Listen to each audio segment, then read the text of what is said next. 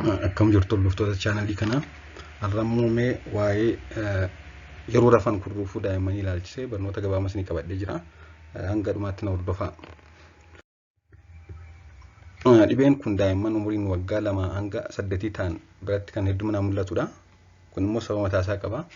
Inni jalqabaan sababni kun umuriin kun umurii qaama namaa keessaa qabiyyee ujummoo qilleensaa gara olii kan ta'an toonsilii fi adenoidii kan jedhaman itti ariitiin guddatan waan ta'eef qaama namaa keessa qaama argansuu kan ta'e qaama ujummoo qilleensa gara olii kana yeroo guddatan kan immoo ni cufu. Yeroo cufan kan immoo daa'imman akka haala salphaatiin akka isaan qilleensa fudhatan taasisuu waan danda'aniif sababa kanaan umurii kana keessatti hedduminaan baay'ata jechuudha. Dhibeen kun nama kamirrattuu mul'achuu kan danda'u haa ta'u malee daa'imman tokko tokko irratti hedduminaan mul'ata. Isaanis fakkeenyaaf daa'ima abbaa fi haati yeroo ijoollummaa isaanii dhibee kana qaban yoo ta'e yeroo ijoollummaa isaanii yookaan ammallee kan yeroo rafan kan kurruufan yoo ta'e daa'imni isaanii carraan kurruufuu ol ka'aadha.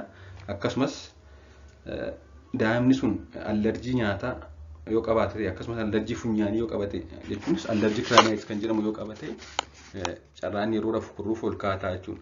Akkasumas immoo yeroon osoo hin gahin kanneen dhalatan daa'imman osoo yeroon hin gahin osoo ji'a 9 guutiin dhalatan biratti wanti kun baay'inaan mul'ata. Akkasumas immoo daa'imman fuulli funyaan isaanii uumamaan rakkoo qabu jechuunis fuulli isaanii filaatti kan ta'e diriiraa kan ta'e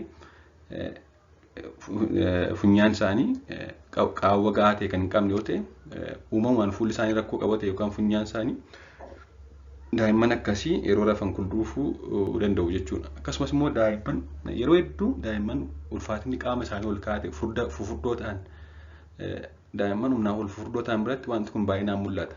Kanaafuu abbaa fi haati dhibee kana qabu yoo ta'e akkasumas daa'imni sun allerjii funyaanii qabu yoo ta'e osoo yeroon hin gahin dhalate yoo ta'e akkasumas fuulli funyaan isaanii uumamaan rakkoo qabu yoo ta'e akkasumas furdinni qaama daa'ima sanaa ol ka'aa yoo ta'e carraanni kurruufuu ol ka'aa ta'a.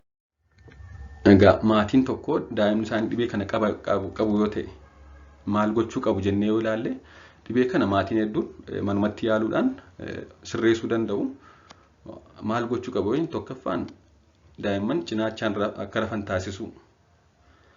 Inni lammaffaan ulfaatinni qaamaa akka hir'isan taasisu jechuun daa'imman dhibeen kun daa'imman baay'ee fufurdoo ta'an biratti waan baay'atuuf daa'imman akka ulfaatina cimaa hin qabaanne ulfaatinni qaama isaanii akka hir'atu taasisuun barbaachisaadha jechuudha. Inni kaan immoo daa'imman sosochii qaamaa akka taasisan gochuu physical exercise activity akka sosocho'an taasisuun baay'ee barbaachisaadha. Wanti kun tokko ulfaatina qaama isaanii hir'isaa lammaffaa immoo akkuma waliigalaattuu daa'imman sosochii qaamaa godhan carraa dhibee kanaan qabamuun isaanii gad bu'aadha. Inni kaan bishaan gahaa akka dhugan taasisuu fi kanneen kana fakkaatan dalaguun fooyyessuu yaaluun barbaachisaadha jechuudha. Akkuma kanaan daa'imman hedduun yeroo guddataa deeman wanti kun isaan dhiisaa deema.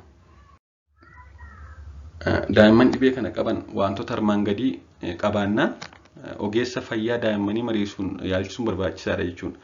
Isaanis kamidha? Tokkoffaan ukkaamamuun qilleensa fudhachuuf kan rakkatan yoo ta'e, lammaffaan guyyaa kan karaa afaanii qilleensa fudhatan yoo ta'e jechuunis guyyaa yeroo deemanis yeroo ta'anis karaa funyaanii osoo hin ta'in karaa afaan isaanii kan qilleensa fudhatan yoo ta'e, sadaffaan umurii waggaa 6 booda rafanii siree irratti kan finca'an yoo ta'e, arfaffaan ganama dadhabbii guddaa qabaachuun hirribaa ka'uu diduu fi akkasumas immoo yeroo hirribaa ka'an dadhabbii kan qaban yoo ta'e, mana barumsaattii fi guyyaa hirriba yoo baay'isan daa'imman halkan hirriba keessa waan jeeqamaniif mana barumsaa yeroo deeman ni rafu.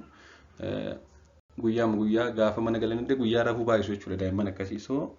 Daa'imman mana barnootaatti amala rafuu qabaannaan guyyaa hirriba baay'isuu qabaannaan akkasumas immoo rakkoo amalaa sirrii hin taane akkasumas behavioral problem yoo qabaatan yaalamuu qabu jechuudha. Daa'imman dhibee kana qaban yaalamanii dhibee kanarraa furamuu baannaan sababa yeroo rafan darbee ukkaamamaniif qaamni isaanii qilleensa dhabuu fi hirriba ciccitaa ta'e kan boqonnaa hin qabne waan rafaniif turtii keessa dhibeewwan kanneen akka rakkoo amalaa sirrii hin taane jechuun behavioral problem kan jedhamu jechuudha. Akkasumas barnoota irratti rakkoo qabaachuu learning difficulty kan jedhamu akkasumas immoo onnee isaanii fi ujummoo dhiiga isaanii irratti dhiibbaa qabaachuu akkasumas xiinxala yaadaa gahaa ta'e dhabuu fi kan kana fakkaatan akkasumas dhibeewwan fayyaa biroof waan saaxilamaniif yeroo daa'imman hirriba keessa rafanii kurruufuun kun immoo daa'imman hirriba keessaa jeeqee isaan kaasee guyyaa mana barumsaatti kan rafan yoo ta'e guyyaa rafuu kan baay'isan yoo ta'e yaalchisuun barbaachisaadha jechuudha. Yoo yaalchisuu baatan dhibeewwan kun waan dhufuuf maatiin dursanii jalqaba waan sasalphaa ta'e manatti sirreessuu yaaluu, yoo immoo manatti yaalanii haalaan baa'uun ol jenneen kan hin sirraanne ta'e immoo mana yaalaa geessuun baay'ee barbaachisaadha jechuudha. Galatooma sabiskiraabii gochuun dagatinaa chaalenii kana.